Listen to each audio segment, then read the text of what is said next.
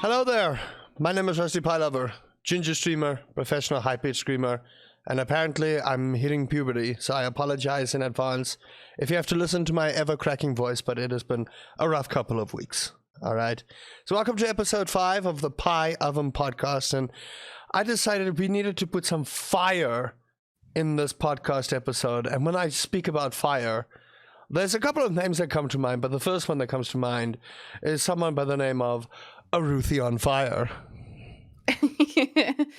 I love a good pun, and I'm also here to bring the heat, so thank you for having me. No, thank you for joining us, esteemed listeners. If you don't know who Ruthie0nFire is a glorious human being, wonderful friend, and has been in the content field for a long time, as well as one of the Lgbtqia plus representatives in the content creation field here in our local scene. But they are just so much more than that.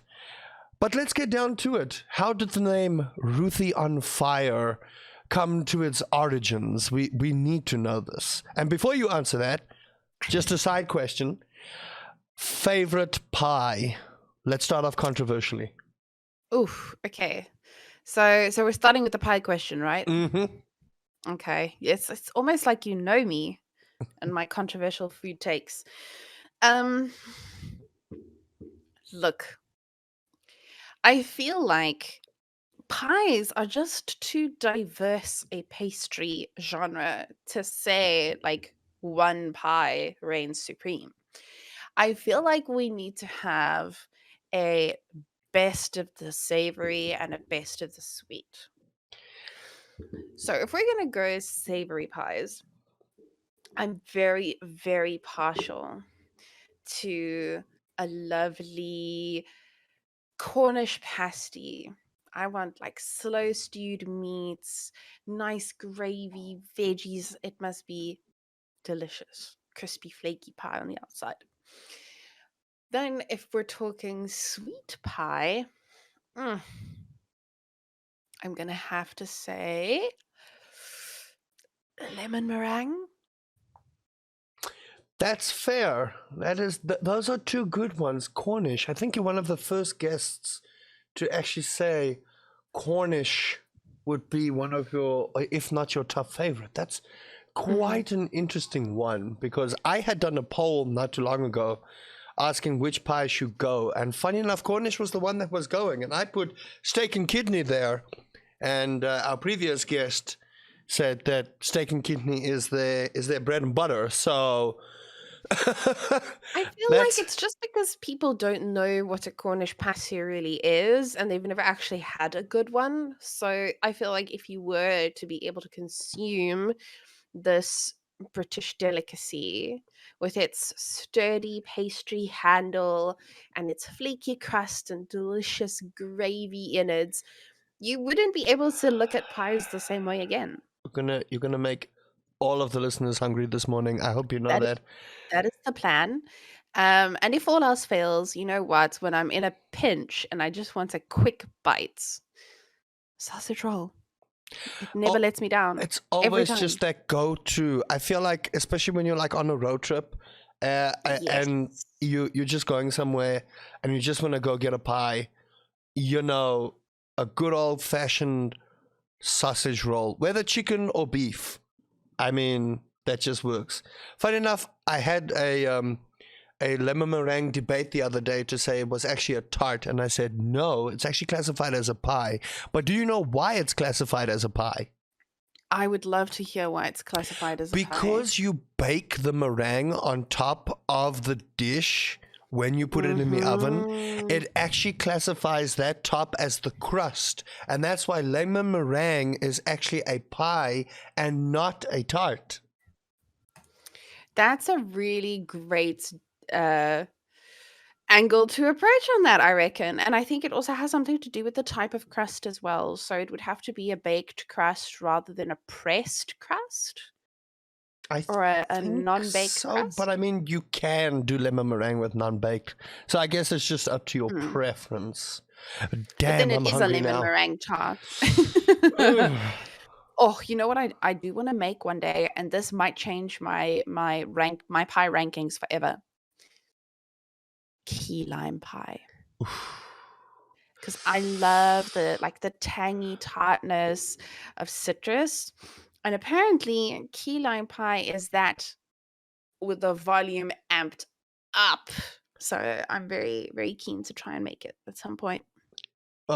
Okay, listeners, if you're thoroughly hungry for pie, I would humbly suggest go to your nearest garage and go grab yourself one of those garage pies. And if you suffer from heartburn, well, then that's just the risk you take.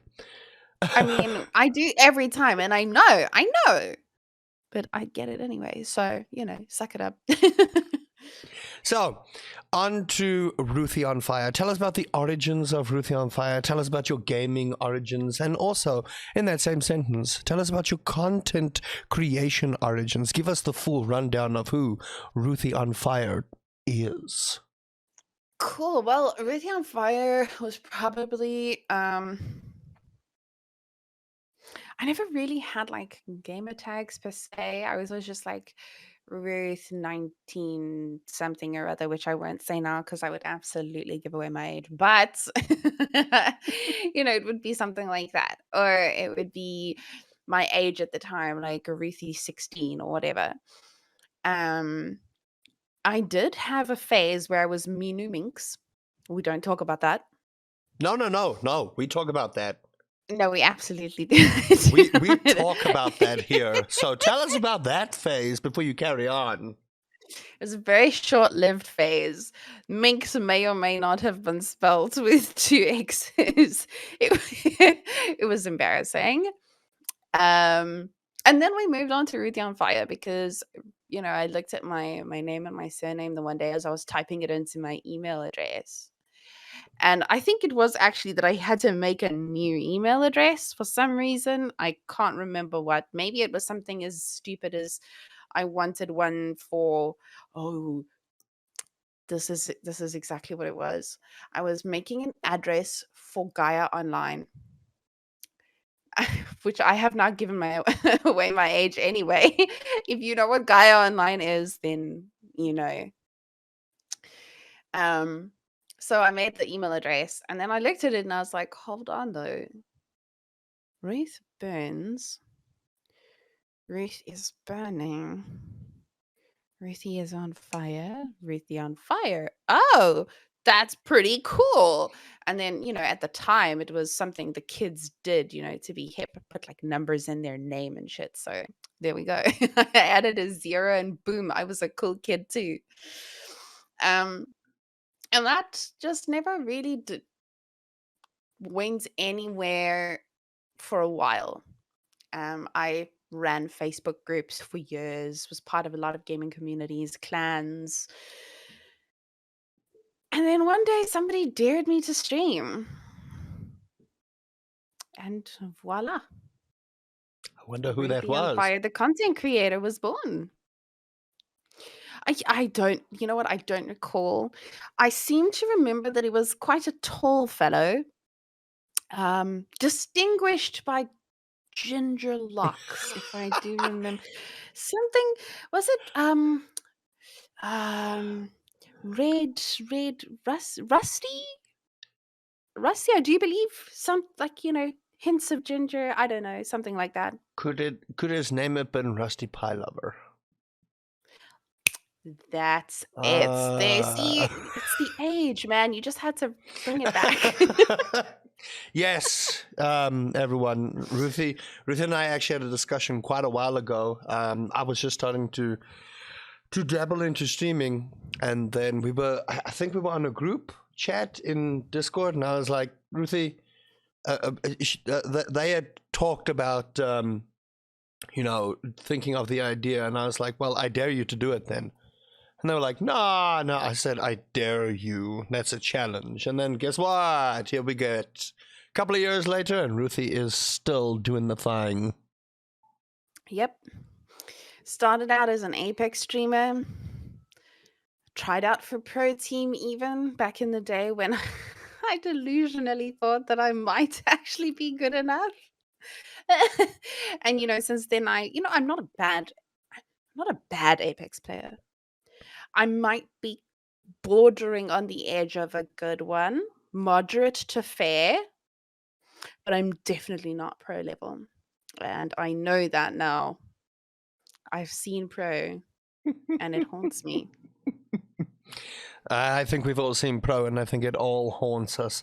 At one stage in our gaming careers, we all thought, oh man, I'm so good at this game, let me try it out for pro. And then you actually saw who actually is good at the game, and you go, okay, I have been humbled. Exactly. So tell us Pretty about much how exactly that. Exactly, though. Tell us about how you got into gaming as a whole, and then let's go with that one first. How did you get through, the tough times using gaming? Because that's normally what we all do. We use the gaming to get through the tough times. What got you into gaming, and what impact has gaming as a whole had on your path in this mortal coil upon this floating rock in space? That was Oh, very dramatic. we're waxing philosophical, are we? I just I feel love like this. that's the energy Ruthie gives for. Listen, if y'all don't know Ruthie like I know Ruthie, you're never gonna get this drama. All right, I'm just saying. Never. But also, I mean, if you don't, it's really kind of your fault. I'm everywhere. You just need to come and give me the smallest opportunity to flap my gums, and I'll be there. I talk a lot of shit. But anyway, to answer your question, I started gaming when I was kid, like little kid. And I've always enjoyed different storytelling, and like getting immersed in media is something that is really cool for me. And I went through a phase where I couldn't actually game for a long time because I made the mistake of triggering my very Christian conservative parents' safety mechanisms, and they shut down any and all dangerous activities. Um, and I only really could get back into gaming when I was in the middle of high school, when I managed to sort of get my own PC and sit with friends where I actually had enough time to play games. And then when I left home at 18, I just threw myself back into games with everything I had because I knew I had so much to catch up on. I'd been watching games, um, the releases as they'd come out over the years, seeing my friends, catching glimpses of this really incredible world where universes that you could only imagine were brought to life, and you could play any character that you wanted to be. If you could think of them, you could be them, or you could be yourself in worlds that seem completely inaccessible to you otherwise. And I went back to the old school stuff, and I played Diablo 2, I played Quake, I played what was that absolutely insane um oh my god, it's an arena type game. Unreal Tournament? Unreal Tournament. I never remember the name, but I can see the cover in front of me clear as day. Unreal Tournament. Oh, and I had a bugged copy, so the save didn't work on campaign mode. And if you wanted to play through the story, you had to play nonstop. You couldn't close the game, you couldn't save, otherwise all progress would be lost. So the number of weekends that I sat and played completely through the entire campaign, like all nighters, all day, awake for 36 hours kind of thing. It was so worth it though. I had an absolute blast. Could never pull that off now. 10 o'clock comes and I'm but um back then it was very easy. Yeah, so I mean gaming has obviously been a very big thing for me, and it is with the impact that it's had for me in my personal growth, like as a human being. as like support through mental health things. I'm sure those of you who know me will have seen me post about being autistic and stuff. Something that I always struggled with was reading social cues, communicating with people, understanding how that sort of back and forth in conversation and stuff worked. And I was very shy, didn't have a lot of friends. Games like Mass Effect actually helped me to understand and navigate the world of dialogue.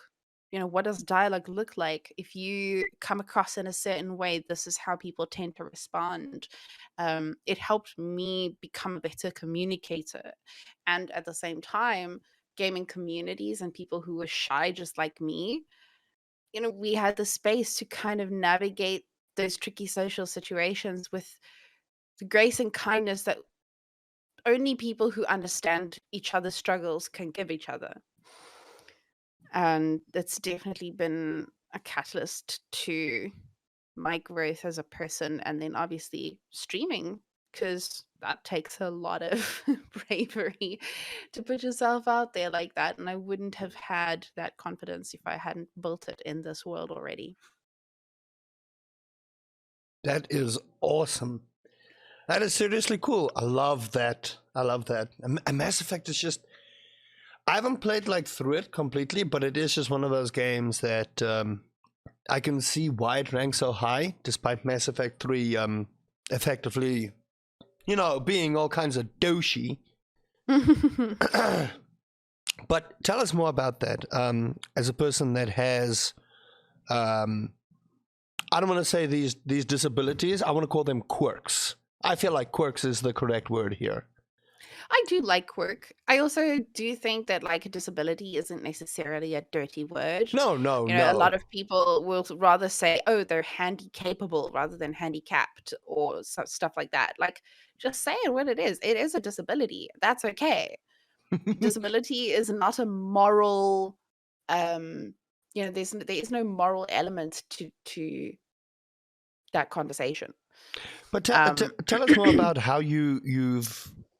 I'm trying to word this correctly, but tell us how you've processed life and gaming and content with these hand capable things to with yourself. See, I'm learning. Cool. I'm learning.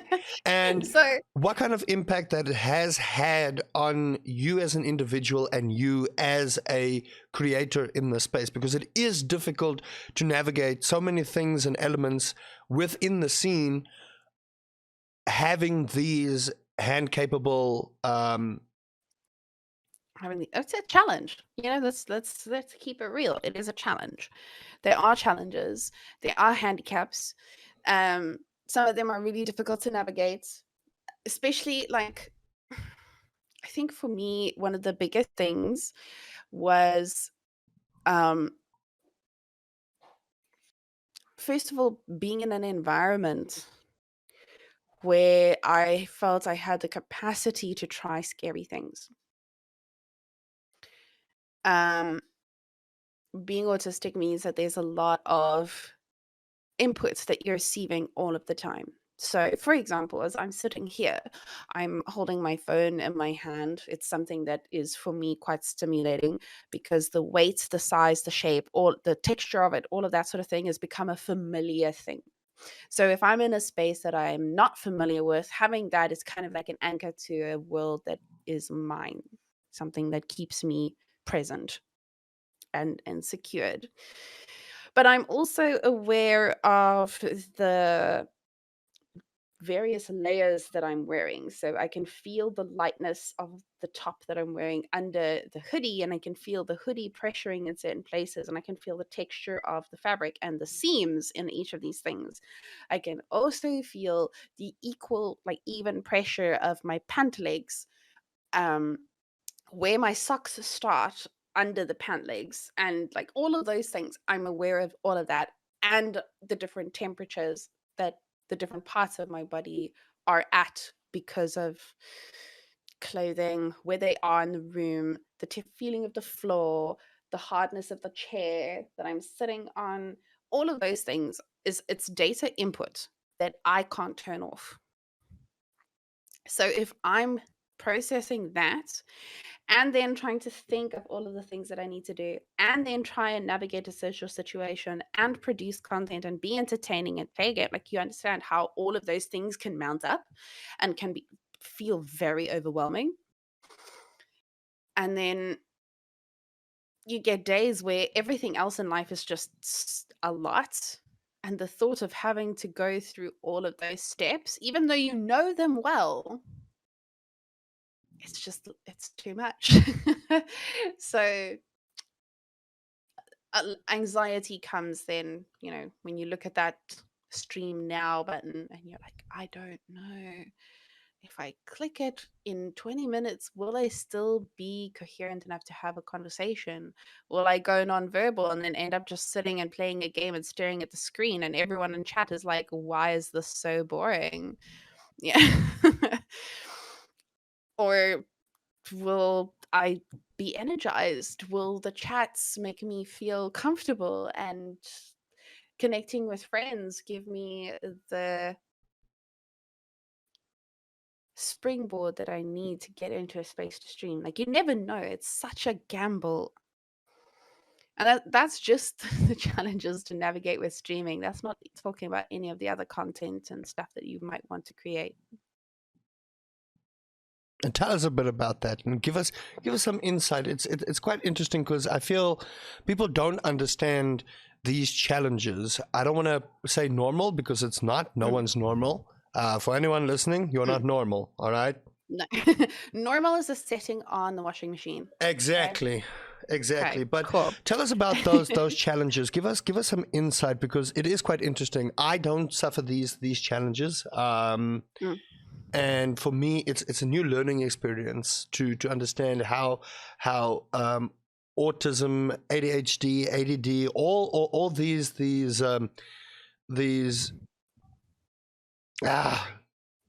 quirks. I like quirks. Quirks just sit well with me.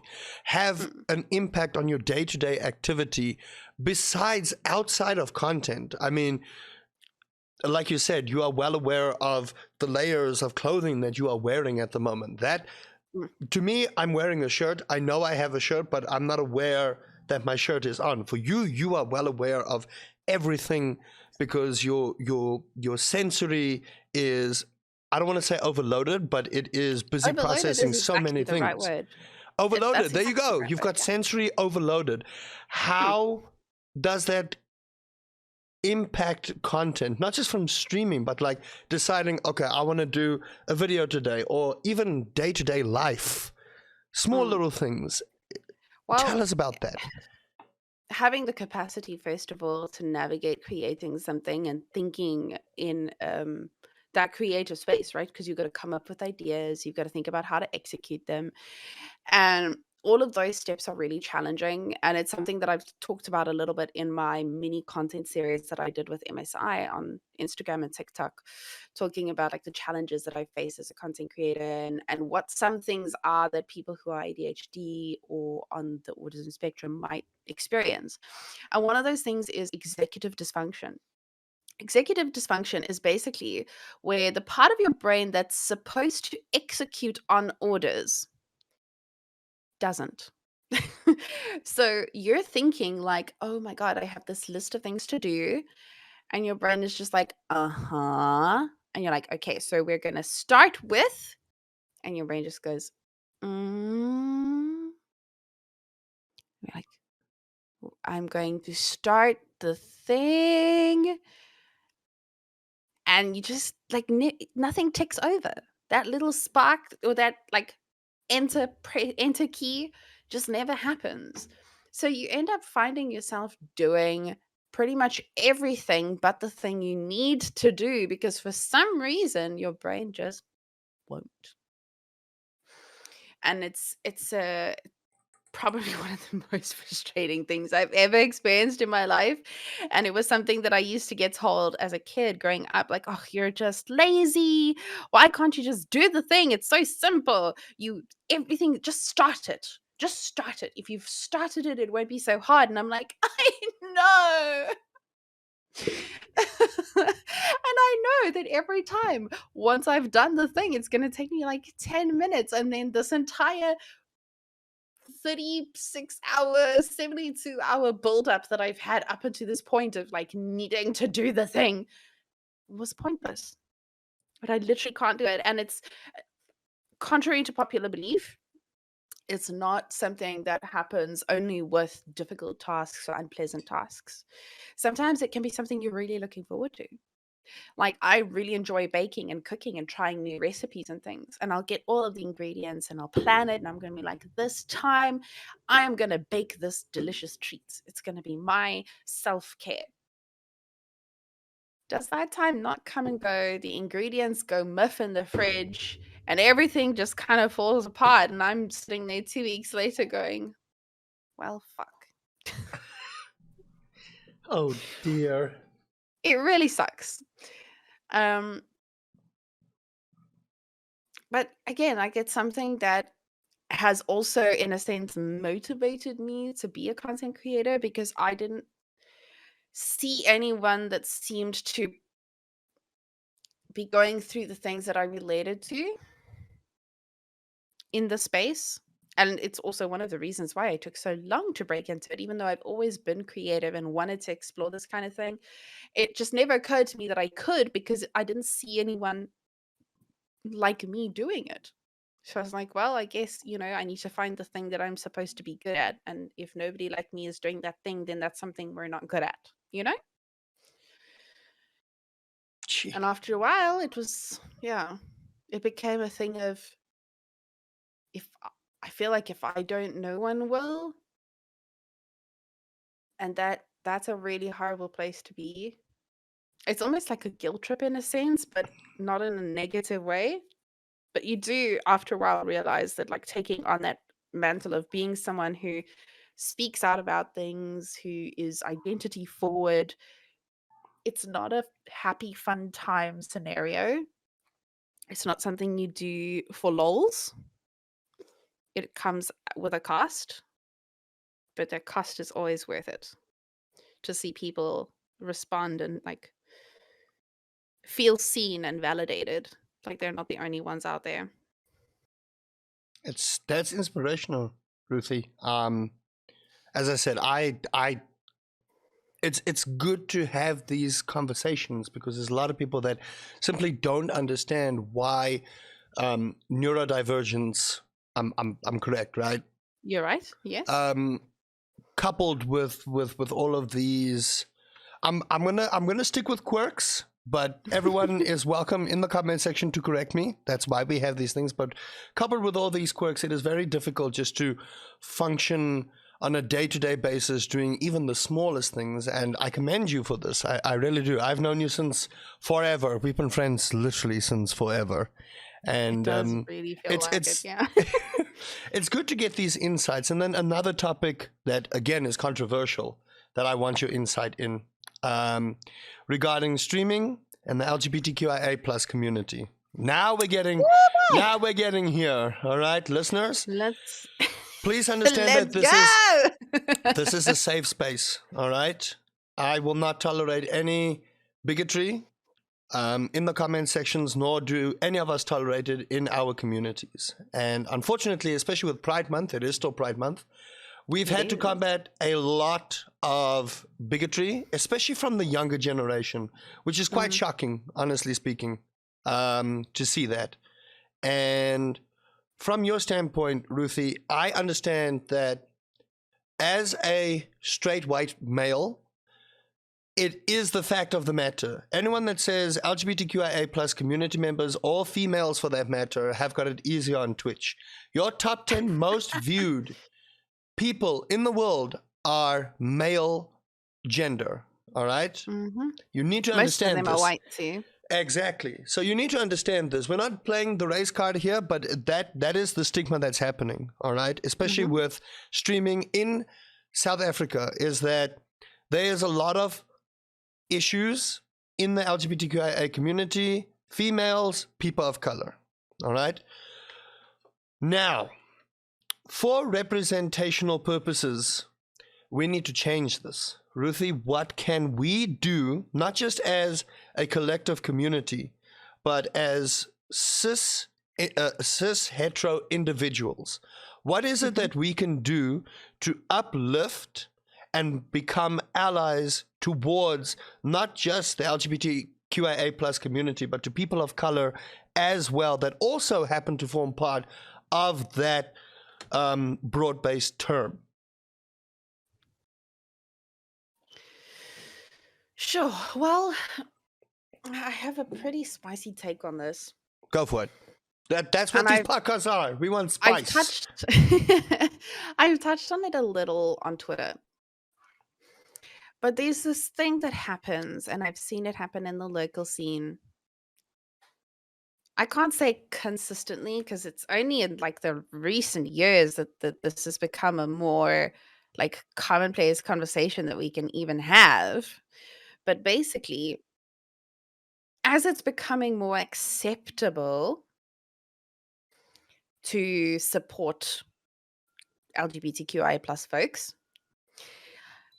people seem to think that the way to do this come Pride Month is make a beautiful post about how you love and accept everybody.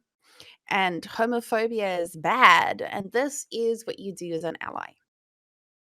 And that post, tweet, stream, whatever, will get snowballed with likes and retweets and everybody going, yes, good job. We agree. What a nice human. And not a word is said to any of the actual queer people that are members of the LGBTQIA plus community. Not a peep. You do not see featured streamers in that space.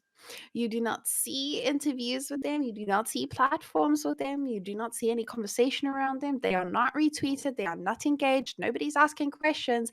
It's just a big fucking circle jerk again of all of the bros telling each other how good they are for saying homophobes bad.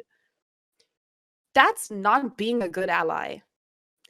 And is this the soft thing for your ears? Like, do people want to hear this? No. I'm pretty sure they don't. That's fine. Because it's not comfortable. But that's the bare minimum. That doesn't deserve congratulations. You don't deserve a pat on the back for going, oh yeah, I told a homophobe that he was a bad person. Okay. Good job. Like, I don't that's not special. We have to fight that every single day. And we don't get to walk away from it going, oh, well, too bad they didn't want to listen. When we walk away from a conversation that ends badly like that, it's with a lot of hurt, sometimes even physical danger and risk, especially for trans people. And I really need people to realize that if you want to be an ally, if you want to support the community, if you want to do something for Pride Month, do what you're doing right now. Get queer folk onto your spaces. Ask them questions. Engage with them. Learn. Expand your horizons. Half the time, people are mad about stuff because they actually don't have the right information. And when they get corrected and their facts straight, suddenly it's not the big issue that they thought it was. It's not as crazy or out there or wild as, they've been imagining or they've been told it is. So this Pride Month, I really want people to think about that. And on that note, South Africa's Pride is actually in October. So while we do engage with and celebrate International Pride Month, which is June, you will be seeing stuff from myself and the rest of the Nibble crew throughout October as well. Because for us here in South Africa, that's when things got real. That's when the journey started here with our first Pride Parade, with the fight for rights. And as a result of those early marches, we have some of the most progressive laws surrounding discrimination and LGBTQIA plus rights in the world. In fact, the Home Affairs allows for people to change their gender if they are trans, and they will be adding a third non-binary gender option to identity documents in the new year, I believe. As soon as that happens, you can bet your ass I'm going to be in line. So yeah, we have a lot of really cool laws and regulations on our side. I really want to see people supporting that on the ground in the community in the day-to-day experience. That's awesome. See, that wasn't so bad. I was ready for the fire over there. No, what you say is true. And again, in the comments, please be respectful of your LGBTQIA plus members. They go through a lot more than the average human being, and we need to be able to help and assist them. Not in a way of, here, let me hold your hand, but to uplift people. And I feel like that is a message that we need to come across, is it doesn't take you any part of your life to be a decent individual and help your fellow human being. And and this is going to sound controversial, but it's the truth. It comes down from parental teaching that is quite shocking still to this day, that these young individuals that were an itch in their daddy's pants when I was still in high school can say these horrible, ugly things and think they can get away with it. And you need to understand something, and I believe you'll agree with me on this. When you say something on the internet, you can delete it, but it's there. People can data mine it.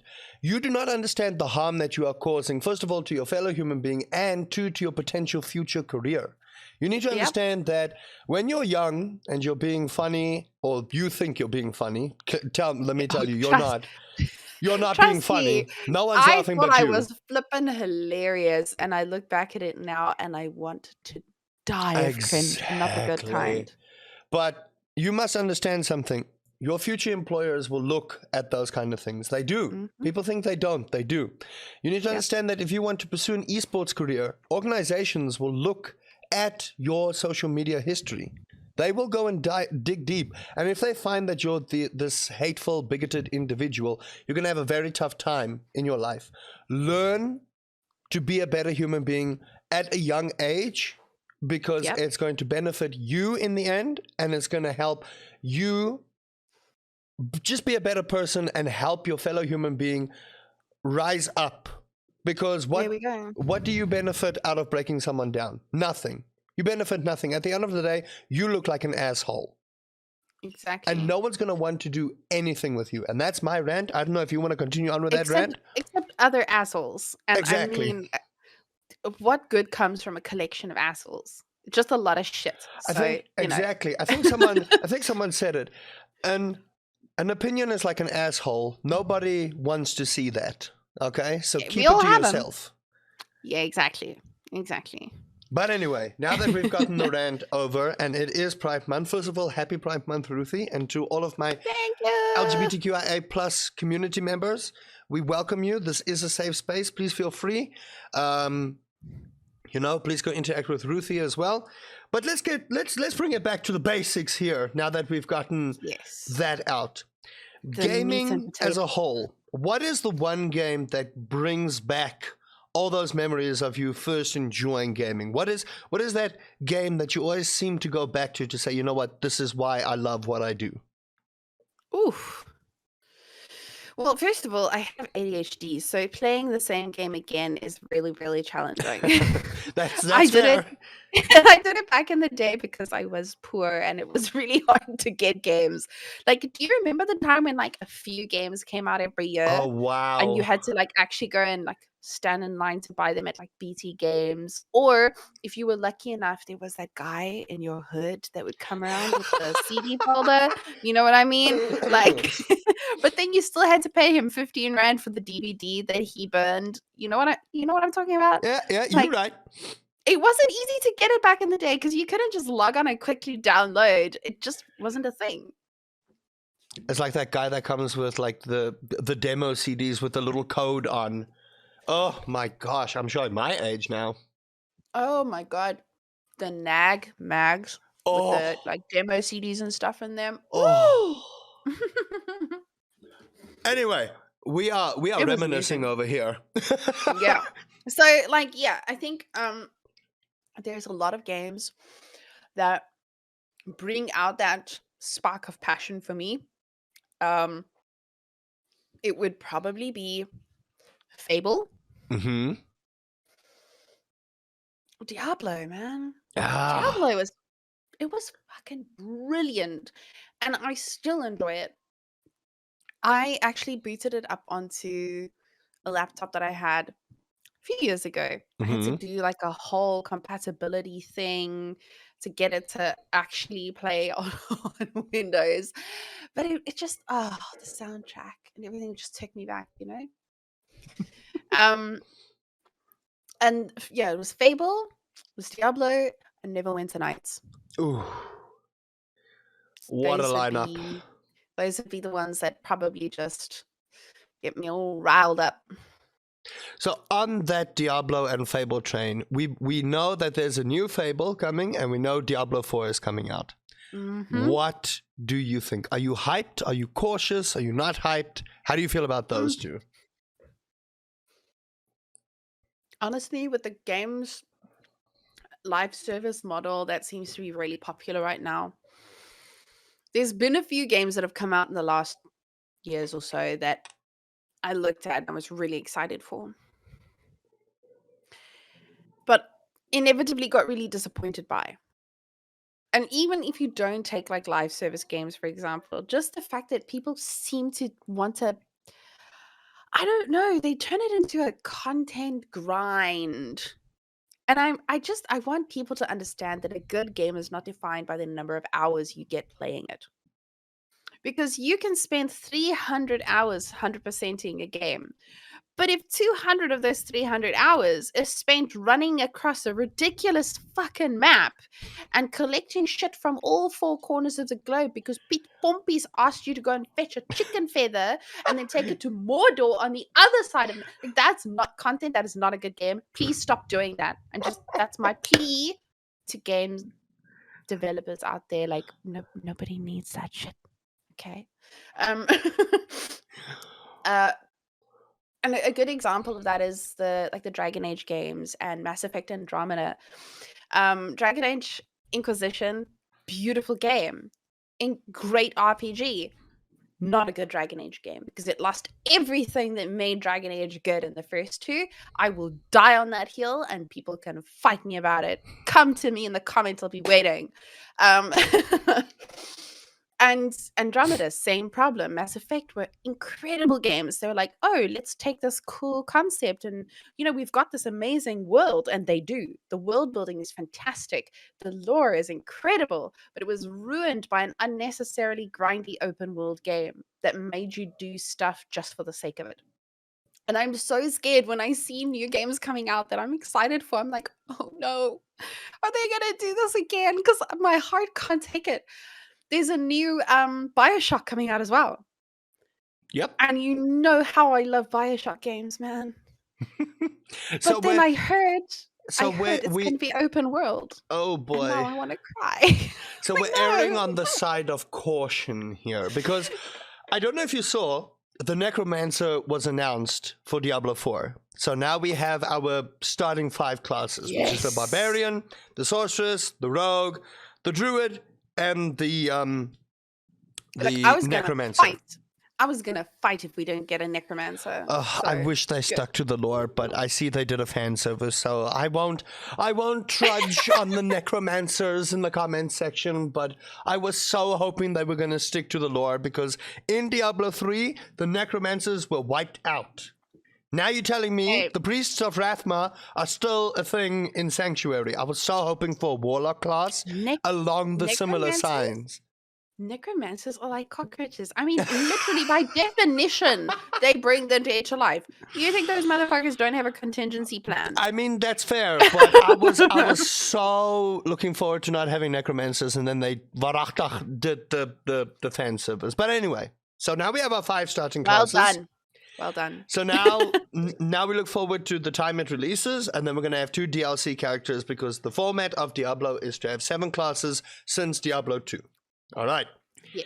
I looked at the Necromancer. I was impressed with the Necromancer. It seems like they're going more for the Summonmancer tree in the gameplay, but obviously you have your Ooh. Bonemancer and then your Cursemancer, which I think is going to be the thing. I haven't seen the talent tree yet. I am erring on the side of caution for Diablo 4 simply because there's microtransactions announced for the game, but they said it's going to be purely cosmetic. We were lied to about Diablo 3 when that happened. Do you think Blizzard is going to lightning strikes twice and shoot themselves in the foot? Or do you think we're going to get an actual good Diablo game? I think it depends a great deal on how far along they are in the progress of things when Microsoft actually starts to get a hand on things. Because I fully believe that Blizzard is dumb as shit right now. And they have repeatedly done the worst possible thing they could do in the face of very serious situations. You know, that even the average person looking at the situation without any knowledge of, the nuances of liabilities and legalities and things like that would look at it and go, oh, that's not smart. Like, yeah. So I don't have faith a lot in them right But I now. mean, it's every game developer. You would think. I honestly don't think it's the developers. I firmly No, believe no, no, that no. they. This is management. 100%. This is management. I firmly believe that the game developers put the thing in because management wanted him, but they in their brains go, "This is not a good idea. This It is not happens in going to go every down well." industry. It happens in every industry. People who know what the fuck they're doing get told that they don't know what they're doing because management thinks they know what they're doing. And then when it comes out that they actually don't, who gets blamed for it? Not the asshole guy in the middle that was like, yeah, but I heard that this is actually a good idea. It's always the devs that eat shit for it. And it's not their fault. I stand by that. Look, I'm sure there's exceptions, but as a rule, I think mostly.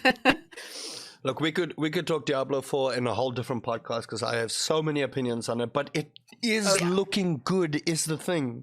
It is bringing back that darkness that Diablo is supposed to have. It's bringing back classic classes. It's bringing back a skill tree that makes sense. It's bringing back making sure that people can choose how to play the game and not the game choosing for you. It's bringing back consequences. You know, you can't throw your eggs in one basket.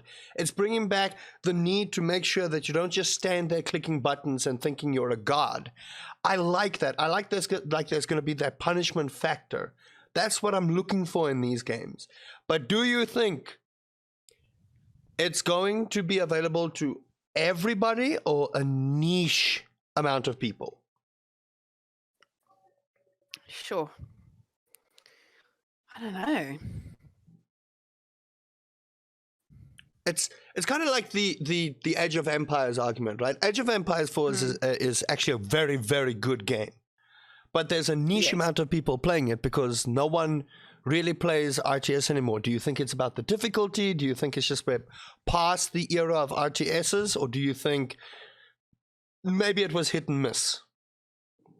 I think that's a tough one. I think it's a multiple angle that we need to look at it with. So one thing is marketing. I think if a game is marketed properly, you can reach a very big audience. You can bring in new players to a genre that they maybe necessarily don't know, but might really enjoy. This is where streaming, I think, begins to play a really important role because as much as there's such a the big discourse around, intellectual property and DMCA and all of that, at a core, streaming has become the phenomenon that it is because game developers understand what a service it is for them in terms of marketing. I will watch a streamer play a game, for example, get really caught up in it because I would never thought to look at this game for myself. But now I'm seeing someone play it. I get to peek behind the curtain of the mechanics and the beautiful cinematics that they show in the trailers and things, and actually know whether or not that's something I would like to experience for myself. So that plays a big role. I also think the general opinion has shifted about what defines a good game. Um, and I think, indie games do have a bigger audience now than they used to, but still a lot of people want that flashiness of a AAA title. That doesn't necessarily mean it's going to be a good game. We've been disappointed time and time again. I don't know why we still keep going back. But one of the best games I've ever played was a tiny indie studio game. I mean, Stardew Valley. I've got almost 1,000 hours in Stardew Valley. So maybe the public opinion has changed. Maybe it's just because they don't know about things out there. I don't know.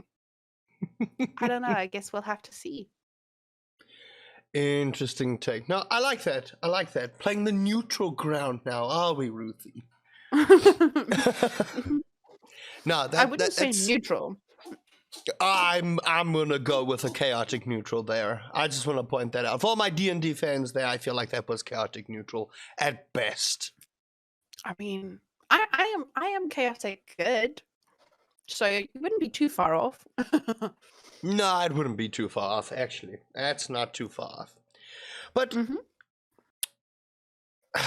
gaming has just shifted into so many things, and I feel like there's always these eras of gamings and gamings. Oh goodness gracious! Okay, there's always this shifting era of gaming. What do you think is going to be the next era of gaming? Because we used to have the era of RTSs, then we had the era of city builders.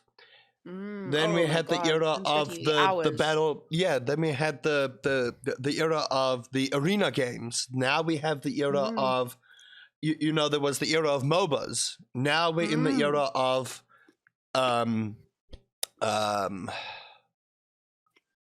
battle royales. There we go. It escaped me, but I found it.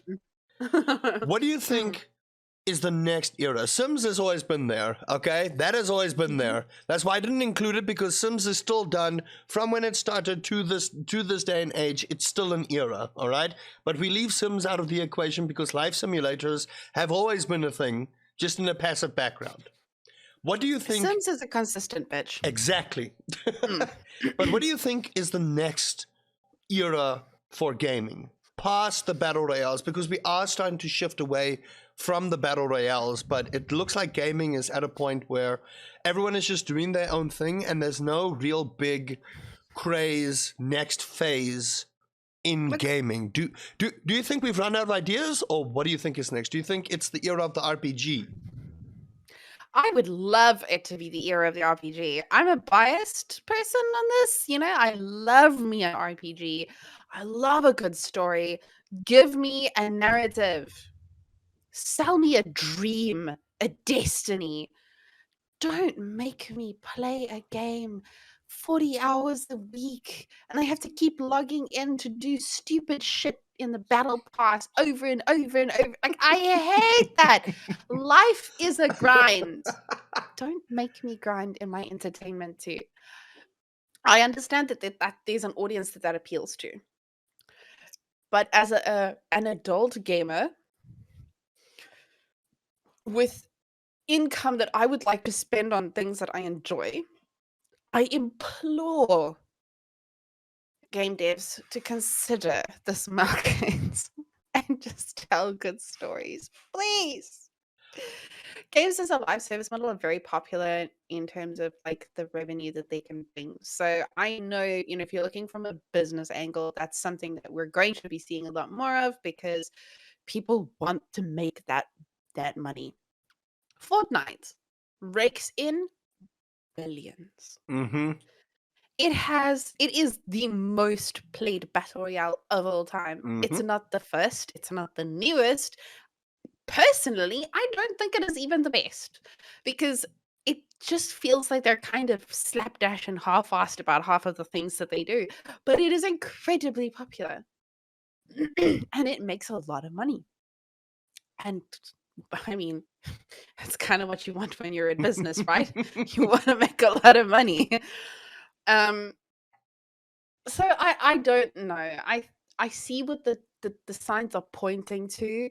It fills my heart with dread. So instead, I like to pretend that that's not what's really happening, and we're going to be surprised by a revival of single player, closed world, like 8-hour games you can finish in a weekend kind of thing. Like, I want that to come back. Bring that back. Give me the love, death, and robots of gaming. Please. I think, okay, just to backtrack on my own words, there wasn't actually an era of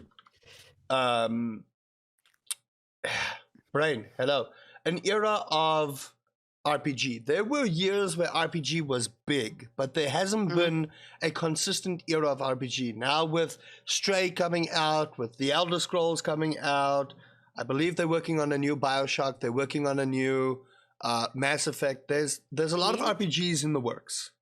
Yes. I firmly believe that if it goes good, there's a new Fallout also being in the works. I'm excited for that. Yes. I firmly believe that is where the new era will be. That's at least what I hope for, but I can't 100% guarantee it because we've been burnt a lot. We have. Starfield is an RPG coming out that I'm really excited for. People joke about it being Skyrim, but in space. As if that would be a bad thing. I'm like, yes, gimme. I'm super stoked. I think that's going to be pretty cool. I'm a little bit iffy about Skyrim, but we're going to leave that there. I have so many opinions about Skyrim. I'm a diehard Bethesda fan. I played Morrowind back in the day. I probably didn't finish it because, to be honest, I can't remember much. But I played Morrowind. I've played Oblivion over and over again. I have played with so many characters. And can we just talk for a second about how fucking cool the class system or the character creation system was in Oblivion? That was groundbreaking. This is true. You're right. You know what? You're right. Absolutely groundbreaking. And they did DLC that puts the rest of the world to shame. Shivering Isles, Knights of the Nine. If you did not run around the Shivering Isles striking people with your wabbajack and screaming mad things in the name of Sheogorath, then you've not lived. You have not lived, and you need to go and get that right now and experience it. It is probably one of the best DLCs I've ever played. Thank goodness you said wabbajack. I had a completely different thing in my head, so thank you for thank you for just thank you. I'm just thank you. Anyway, we are. Carry on. Oh, I was just going to say, then after that, like if that wasn't enough, then Skyrim came out. And I remember I pre-ordered it. It was the first game I ever pre-ordered. I was in BT Games on 11/11 to go and pick up my copy. I have the hard copy still in my boxes. One day when I have an actual house that is mine, like properly, I'm going to mount the map. It's something that I was so excited for. So excited because those worlds had become my safe space. And I remember running through the first 5 minutes of the game, getting sidetracked after the dragon and all of the drama that has now become a literal meme. It was so new. Nothing like that had been done. And then I'm running along and I see a butterfly and I'm like, oh, that's so cool. I wonder if I can catch the butterfly. So I grab it. And lo and behold, it says you've caught the butterflies. And I'm like, oh my God, I can catch butterflies. And then the little inventory pop up on the left side, butterfly wings added. And I remember the horror settling over me. Like I went cold. I was like, oh my God, I killed a butterfly. It was horrific.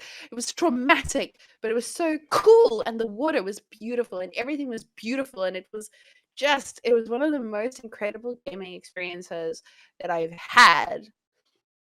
But now it's so mundane. So it makes you wonder where the next frontier is in gaming, so to speak. It is. So we are just about approaching the end of the Pie Oven podcast. And now, my dear Ruthie, now we're going to do some quick fire questions. Are you ready for this? Hit me. Hit you. Let's go. All right. Favorite band? Foo Fighters, I would sell a kidney to see them. Favorite song of all time? If not, top 5. Oh my god, literally impossible. I have a playlist for every single mood. No. Top 5. Let's go. Oh no. Okay, well, Queen has to be in there somewhere.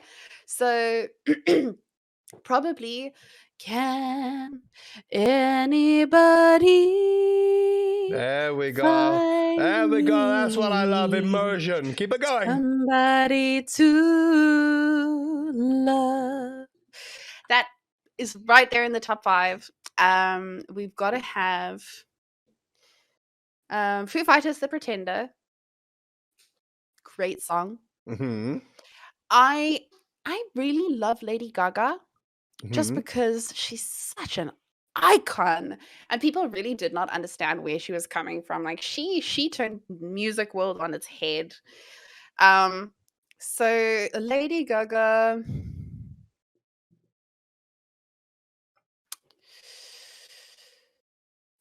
Bad Romance. I know, weird choice. No, we don't judge.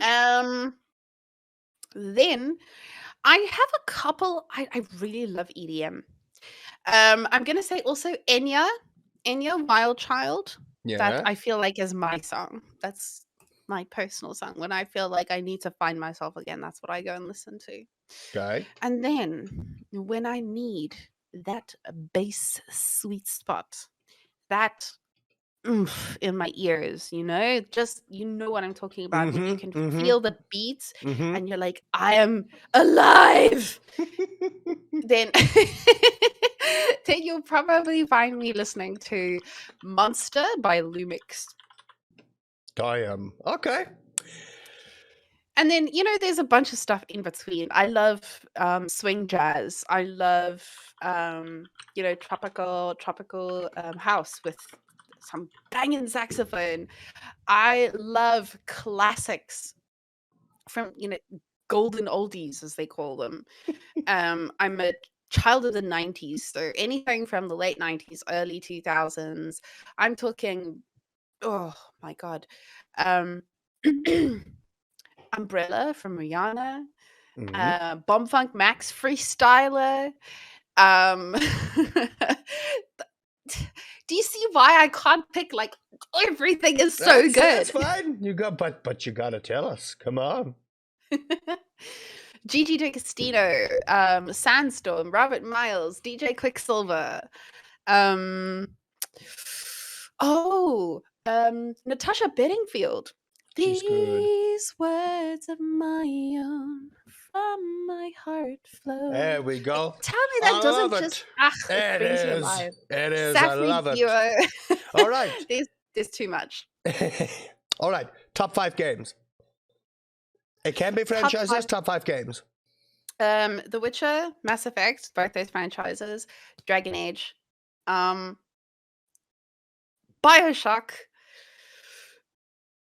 Oh, and this is really hard. Like, I want to give it to my OG fave of Neverwinter Nights, but I also want to give it to Hellblade. Hellblade is probably the one game that I've played that left the most lasting impact on me, and every single moment in that game was a full body experience. If you haven't played it yet, you better go and give it a shot. It's a good game. All right. Favorite dessert to make? Favorite desserts? Well, as I said, I love like sweet but tangy kind of things. So I have this insane marshmallow fridge tart recipe. It literally makes a tub. Like, ek praat 'n bak. Yes. It would feed a full braai. and it is fluffy, light, full of delicious things. I like to top mine with crispy nuts as well, so you've got the full texture experience. Stop. It is to die for. Okay. And if you want, I'll send Keita the recipe. Why are you gonna do this? Okay, so game that you feel is overhyped and game that you feel Cyberpunk. is underappreciated. I'm sorry, you don't even have to That's finish fine. that question. That is a great example of what not to do when marketing your games. They promised so much and then completely underdelivered. And it's also kind of on gamers as well. Like, I want to blame us a little bit here because we didn't think critically. We looked at that game and we're like, oh yeah, The Witcher was so fucking good. The Witcher had source material. An entire world, universe created by someone who spent a lot of time writing those books and crafting the stories. And then CD Projekt Red came along and turned it into a game. They did not have that for Cyberpunk. And we should have paid attention. And when it came out and it was absolutely nothing like everybody kept saying it would be, I was not at all surprised. Nope. But I was still upset. I never bought into the hype of it. Yeah. But I can understand people's frustration with it. All right. That is going to do it for this episode of the Pie Oven Podcast. But before we wrap it up, at the end of every episode, I get to give out compliments to our host and to our guest, and they can't say anything. So, Thank you, Ruthie, for joining us. You are an absolutely amazing, legendary streamer, content creator, and friend. I am proud to have had you on this podcast. Please continue being the amazing inspiration that you are, the representation of just being an absolutely glorious human being, and just, I love you so much, friend. Where can we find you? I love you too, friend. So I'm Ruthie0nFire on pretty much every platform. If you go to Instagram, Twitter, TikTok, LinkedIn, even, you can find me Ruthie0nFire, and on Twitch as well. It's Ruthie0nFire. But don't forget to make it with a 0. Ruthie0nFire. Go follow me. I talk a lot of shit, but I also, sort of bare my soul a bit because I feel like I want more honest conversations in the world. And I want people to feel like there's a place to ask questions, be seen, be heard. And that's what you'll always find around me. That's a love promise. it. I absolutely love it. You can find me at RustyPieLover everywhere, including OnlyFans. Yes, I do have an OnlyFans account. No, it's not. Yes. It's not the thing that you're thinking of, but yes, I actually own an OnlyFans account. Sir, respectfully, are we going to get delicious, saucy, and you will find me in a robe taking pictures with my cat, okay? We will wait for the calendar. Give me pies. Listen. Okay, so this is just a little bit of a plug at the end of the episode, but if I make 1,000 subs on my Twitch one day, there will be a tasteful risque calendar being made, and yes, it will include cream pies. That'll be the end of it. Thank you, everybody, so much for listening. I don't feel like cream pies are succulent enough, but I'll settle. It's fine. I said one of the months will have cream pies. One of them. Okay. It'll probably be February just to have the whole,